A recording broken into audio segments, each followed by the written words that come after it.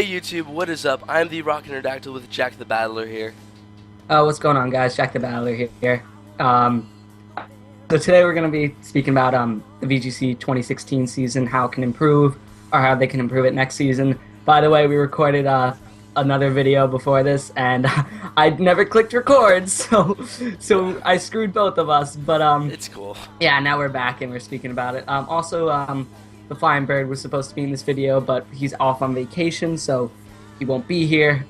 So that's also a thing too. So you want to start up the conversation? Yeah, but one more thing is we will be doing a follow-up with him, so don't worry. Maybe in a week Oh yeah, or I forgot to two, mention that. maybe three, we'll do a follow-up, so don't worry. So yes, I guess I'll start us off with talking about options Pokemon has for next year if they keep this game and they don't end up using Sun and Moon, or if that doesn't come out in time or whatever. They could keep the format the same. They could, and we hope people change. Starting using more Pokemon that are really good that I don't think they just realize it yet. Like you mentioned off camera, they could get rid of legendaries, and then maybe King and Salamence, so people are forced to use more diverse Pokemon. But then the other option is actually, what if Sun and Moon came out and they added more things such as, I can't pronounce it, but it's that Steel and Fairy type. Do you know what I'm talking about? Mawile? No.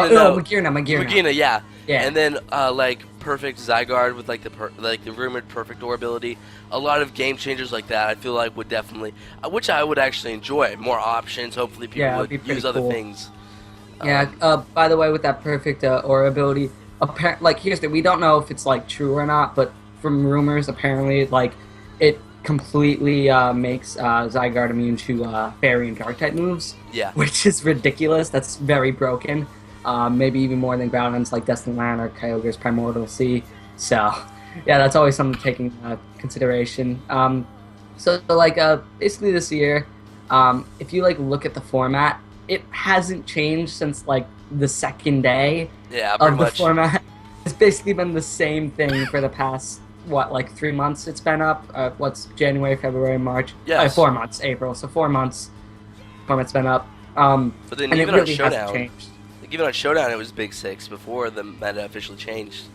Yeah, like this year will be very diverse because I mean, when you have Pokemon as broken as like Groudon and Kyogre, and then stuff like Kyurem and like other things like that, you think that like the format will be very diverse. You would but think. that's not the case. So, I think. so yeah. I think the one thing that has changed is I think Rayquaza has basically become non-existent now in the format. I don't think I've seen Yeah, it really Rayquaza has. in forever. Yeah, I know like you're Rayquaza- using it. I know you're using it currently, but Yeah, I'm using the Choice Band one right now because Yeah. it's dirty. But honestly, like Big Six is so strong to the point that even the team to counter Big Six still counter it. So what I'm speaking about is Ray Ogre. People use that to counter Big Six. It's to a point now where people have figured out how to beat it, and Yeah. like now it can't counter anymore. People have to find like new ideas and stuff. Like there are those few people that can still counter it, but I don't know, man. It's getting pretty bad. Like Oh, yeah. yeah. Also, we were speaking about how like the room for error in this format, it's so little. Like if you Oh, miss a Precipice definitely. Blades in the first turn and then your opponent hits you and you die, I mean you're screwed for the rest of the GG. game. Like, yeah, it's GG basically. And I was speaking about this with Rockin off camera. I'm currently on battle spot like in like the 1700s. Sitting like I was in the 1700s. I was sitting at like a 1720 rating. I faced a 1450 rated player, and I missed 3 Precipice Blades in a row, like something like that, and then I lost like 40 points. So that wasn't fun. It was pretty horrible, in fact. So yeah, just like the room for error in this format's so bad, because here's the thing, if you run into a battle and then you know that your Groudon's a speed time, it's basically like a format now where it's like, your Groudon outspeeds your Groudon speeds tie with my Groudon, and whoever wins the speed tie screws the other person. Like, that's basically Yeah. how it is. Yeah, Like, pretty much. Yeah, I think you just summed up all that basically. One note though is with the Precipice Blades is I know people have been using, specifically Baz Anderson has been using Gravity, and he's been using it very well. He's been using things normally you wouldn't take into the equation in VGC, such as Hypnosis and Blizzard on Choice Scarf Kyurem, which is awesome, by the way. But I think Yeah. what makes it the best part, though, is just because Gravity helps that. He also runs Precipice Blades, which gets rid of that. And also, then flying Pokemon then are hurt by Priceless Blaze, which just adds on to that. Yeah. So, Also, like, the other thing is, like, my Blaziken team that I used to win the Pokemon Showdown tournament, the idea where I got Kyurem and Groudon from is actually from Barry Anderson, so nice. if any of you guys were wondering, that's where I got it from. But, I mean, oh man, what was I going to say? I was going to say something, but, that's what it was. There's so many Mega Pokemon in this format that people could use and are actually very viable, but people for some reason don't use. Oh, yeah. And I'm not too sure why. Like, we were speaking about it, Rockin off camera, he mentioned something like Swampert and Kyogre. I mean, if you think about it, Swift with Swampert is very strong, and Swampert beats Groudon, it could beat Rayquaza, it could even beat Xerneas if you think about it. Yeah, So, like, great. So it's very good, but people just don't use it because people kind of want to stay like mainstream and go with Big Six and stuff like that. Friend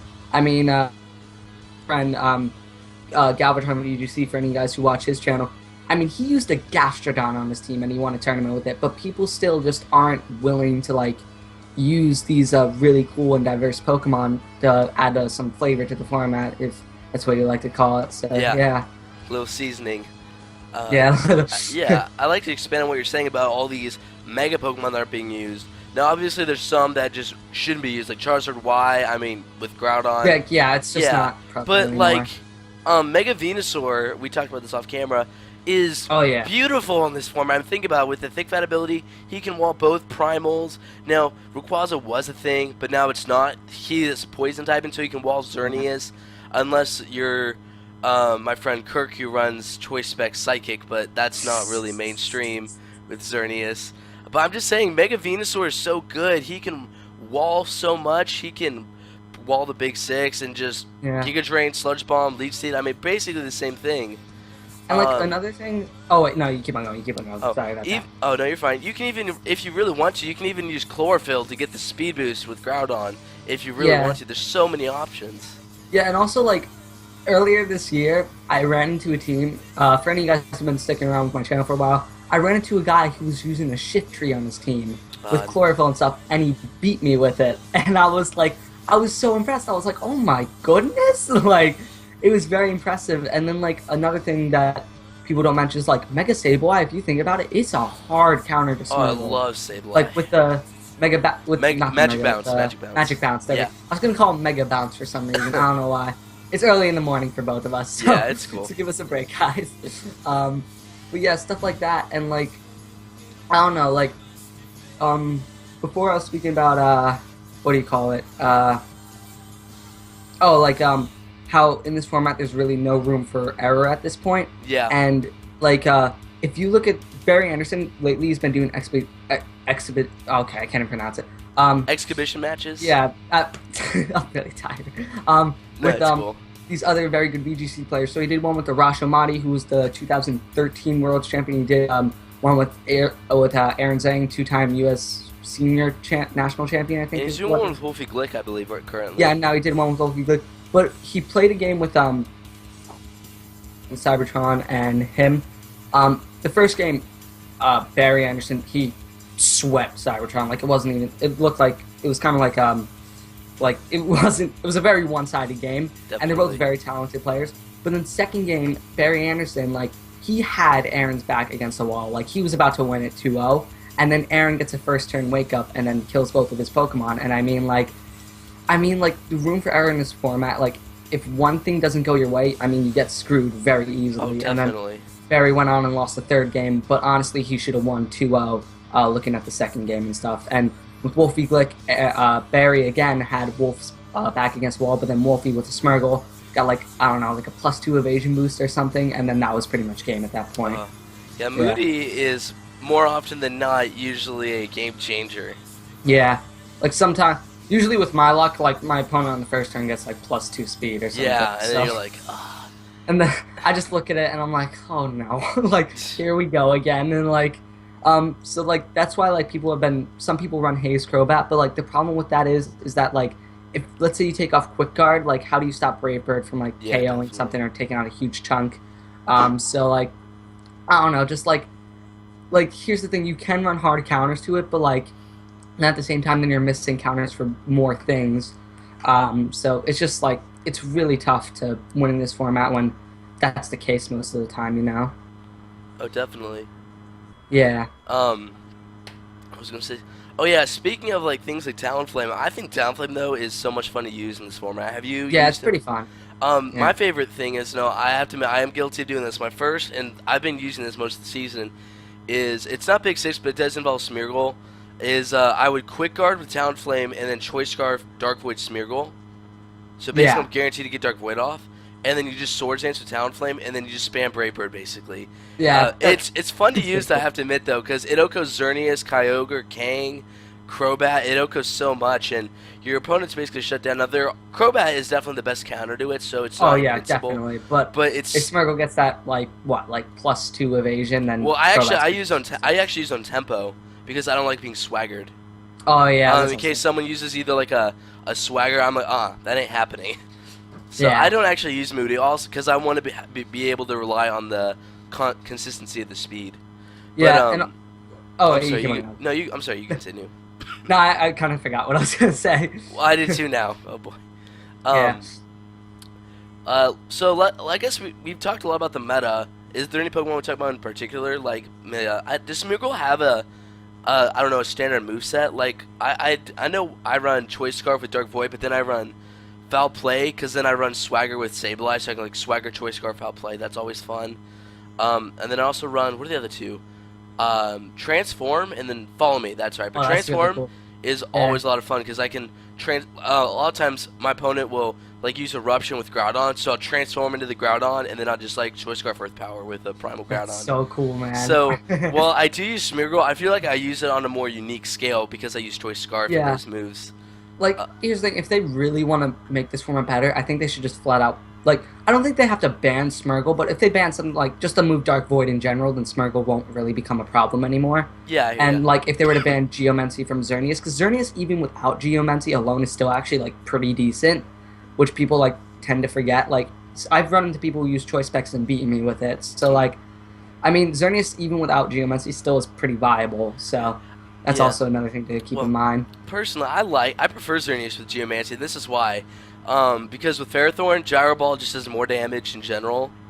And then also, I think my favorite way to beat Xerneas is with my Kyogre. I psych up Xerneas at least 90% of the time. I did this with Galvatron, actually. I ended up losing that match. That it was a best of 3. Oh yeah. But the best- it's so fun because I'm like, oh, thank you for that boost. I will now, in the rain, get a free Origin Pulse on both of y'all. Oh god, But it's that's so much fun, and I'll Yeah. even Geomancy my own Xerneas a lot. Another reason I love Geomancy is because it can be a liability. Before I use Foul Play, I use Knocked Off, Choice Scarf Knock Off on Xerneas, and now it's stuck for 1 turn. yeah, doing with the them. Geomancy. So Yeah, yeah, that's something that I run too. Like, I mean, Blaziken. The reason I ran it on my team is because in the sun with a flare, but it's a one-shot Xerneas. So, so that's pretty cool too. That's also another good counter and Yeah. stuff. But yeah, if they really want to improve the format, I think honestly this year we should all just kind of like stick it out to the end of 2016. But then the 2017 format, like we mentioned earlier in the video, they should go back to something like a 2014 format where there was not too many legendaries that you could use and stuff like that. And maybe if they get rid of Kangaskhan and Salamence, then like that whole Santine thing won't happen oh again. yeah, 2014 was reason- great. Yeah, because like in 2014, if you look at U.S. Nationals, I mean, Ashton Cox, even though he's known to use weird stuff, he got 11th at Nationals with a Gigalith and Heliolisk on the team, along with Oh, yeah. Espeon. And then Sajin Park won Worlds with a Pachirisu, A Pachirisu. and Mega Gyarados. Like, No. if you're winning Worlds with that, then that shows the diversity and like just how amazing that format was. And then Zarelli, I think his name is. Like, Yeah, yeah, Judy Azzarelli. He got second with a Rotom-Mo. Like, Yeah, that was- who does that? Like, I mean, that just shows you that 2014 overall, like, you have to, like, that format involved a lot of skill if you wanted Oh, to win. Because, like, definitely. I mean, you have to have, like, an idea not only what the Pokemon are, and, like, let's say you miss a move. Like, let's say, like, you Rock Slide with Garchomp in 2014 and miss, like, the Talonflame. I mean, you still can come back and win. Oh, Your back is easily. against the wall. Like, this year, if you miss your Rock Slide and then your opponent gets a crit and then KOs Groudon, you're done. You lost the game. Like, you might as Yeah. well just forfeit there. Unless, like, you get very lucky, but Mhm. chances are you won't. Especially if you're me. But, yeah. Well, yeah, I'd like to expand on 2014 real quickly. Like, not everyone used Kangaskhan in 2014. There was Mega Manectric, Mawile, Charizard, Mega Garchomp. It was great. Not as much as Mega Garchomp, but I mean, even Mega Gyarados, I believe, Parks used. Yeah, Sajin used it. Sajin used. And he won Worlds with it, so it definitely shows that's good. 2014 was actually my first year, and I was a terrible player. I mean, I was using my strategy. It was awful. I would have Gyarados and Aerodactyl, and I could be like, oh, I can double Earthquake here, and it'd be great. So that was awful. But surprisingly, I did okay. I think I went 3-3 at my first regionals, which was fun with that team. But I mean, I was awful. I used almost all 252 spreads. I used an Adamant Aerodactyl. I didn't even use a Jolly one because I didn't understand speed. I did like this though. My way I would beat Rotom was so cheesy. I would Sky Drop with Aerodactyl, the Rotom, and then I'd Dragon Dance with Gyarados, and then I'd Mega Evolve, Mold Breaker, Earthquake. So, like I said, it was cheesy, but I mean, the diversity was just so much better. Where even young players didn't have like me. I didn't have a big six to go to. I was forced to be more diverse. Forced to think. Yeah, and I mean that's how players get better. Like, and if you look at someone like Wolfie Glick. I mean, this year, like usually every year in Battle Spot, he's always like top 10 in the United States. Oh yeah, like, definitely. Top 30 in the world every time on Battle Spot. This year, like as good as he is, even, and it's because like of just stupid things like he'll miss an Origin Pulse or like he'll get crit by a Dragon Ascent or something like that. And I mean, it just like at this point in the season, he should probably be like somewhere in 1800s. I don't even think he's broken 1700 yet. Which, I mean, 1700, it's still tough to break, but, like, definitely. I mean, if you're Wolfie Glick, for him, something like that's pretty easy. Like, yeah, like, in 2015, there was that one thing I did like about it, same with 2014, but what I did like about 2015, a lot of people did, other than Hydro Pump on Rotom, most moves were either 100% accuracy or, like, 90. Like, there was an occasional Draco Meteor or Overheat Miss, but almost everyone was guaranteed to hit the attack. But in 2015, you have to use these big moves to be able to take out these big guys. But then there's that big chance of like, oh, I miss. And I mean, there is Eruption and Water Spout, which are great. But the problem is they rely on HP, and with things like Talonflame or things that are faster, they like, take out a big chunk, they lose their effectiveness. And that's why most people use Origin Pulse or Precipice Blade still in the format. And then there's that big miss chance, and you're like, oh, well, I'm done. Yeah, so definitely if like, I think we're going to close out the video here, guys, but basically what we're trying to say is that in this format, in order if they want to improve the VGC 2016 format, they get rid of Dark Void, Smeargle, and like Geomancy overall, or we just stick it out for this year, and then next year they go back to something like a 2014, and then they just get rid of legendaries in general, stuff like Landorus, Cresselia, Xerneas, stuff like that's all gone, and then they also get rid of Mega Salamence and Kangaskhan, so like not Big Six, the Japanese Sand Team thing doesn't happen again. And that would just really open up opportunities for people, you know? I completely agree. Now, I feel like we might get some hate in the comments, like, what, you want to get rid of these guys? Well, I mean, they're great, they're fun to use, but it forces people then to use more diverse ideas, and that's what I'm trying to say. We want diversity back. And I think one last topic I'd like to bring up before we close out is how we as players can help to actually change the meta right now. And that's really just by building fun teams that are diverse. Now, obviously you'd want them to work and be viable, but there's so many things that are viable, like we discussed, and so many things that are viable that we didn't discuss that hopefully we will in the follow-up video with the Flying Bird. But our point really is be diverse and just, you know, don't use like Galvatron, use Gastrodon. Be like Galvatron, use Gastrodon, or be like Barry Anderson, use Gravity. Like, here's the thing. Be like Jack with Metagross and Blaziken. Yeah. But, like, here's the thing. Guys, it's okay to copy off of people, but when you copy an entire team, and, like, here's the thing. If you don't, let's say you copy, like, 5 of the 6, that's still copying pretty much the entire team. Oh, yeah. Like, here's the thing. It's fine to take, like, an idea or two off of a person. Like I mentioned earlier in the video, my Kyurem Groudon idea was basically Barry Anderson's, and then I just kind of built around those two. Those were the two that pretty much shaped my entire team, and it turned out to be pretty good. Oh, yeah, it was great. Hey, I brought the coffee. Alright, cool. Sorry, guys, that was my dad. Cool. Yeah, but, yeah, basically that's how it's going now. Like, we all want diversity back, but if you guys want diversity back, then don't use Big Six. Use something like a Rayogre with maybe, like, a twist to it, like maybe, like, I don't know, like, throw on it with, like, a Swampert or something, so you have double Mega options. I know that Barry Anderson is using Mega Gengar with a Rayquaza, and it's working out for him too. So like that's pretty awesome. Yeah, and then what was the other thing? I'm forgetting. Nah. All right. No. That was what it was. A team won a regional with a Mega Lucario that fainted, and then like Liepard would use like Assist Dark Void, and then someone won with that. See, and even though there's Dark Void, it was still brilliant. Yeah, it was a brilliant idea. Like I mean, who else would have thought of that? Like in a million years, I would have never thought of doing that, but the person did, and ended up winning a regional with it. So, guys, you could still use things in this format and win with them. You just have to be willing to like go out and actually use them, you know? Yeah, and we're not saying like don't use any of the Pokemon Big Six. I've used Smeargle and Xerneas all the time, but we're just definitely. Yeah, they're a great combo. Yeah, just don't use the whole Big Six. Well, we're obviously not like commanding you, saying do this. This isn't a dictatorship, but we're saying be diverse, have fun in the format. Don't feel like you have to use the Big Six. Just have fun with it. Yeah. So I think that'll close off the video, guys. I believe that will, yeah. Go check out Rockin Aerodactyl channel. He makes great VGC content. Thanks, mate. He's also on his way to hitting 100 subscribers. Or did you hit that yet? No, I'm at like 78, so I'm... All right, he's on his way right now. So, guys, go and smash that like button on his channel and go subscribe to him. Thanks. So you give him... because I want him to break 100. Like, we all want him to. We're all cheering for him. Yeah, and just, like...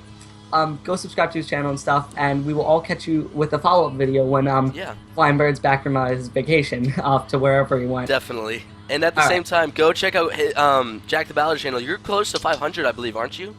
Yeah, you know what happened? I hit 500 like earlier this year, and then like I lost a few subscribers because of that video. So yeah, guys, definitely go check that out. We want him to hit 500, so go smash that like button, go subscribe to him. He produces awesome VGC content. Great teams. He uses Mega Metagross and Infernape, and it's great. So definitely go check him out. Woo! All right, guys. So we'll catch you on the next video. All right, bye, guys. Adios, amigos. Hasta.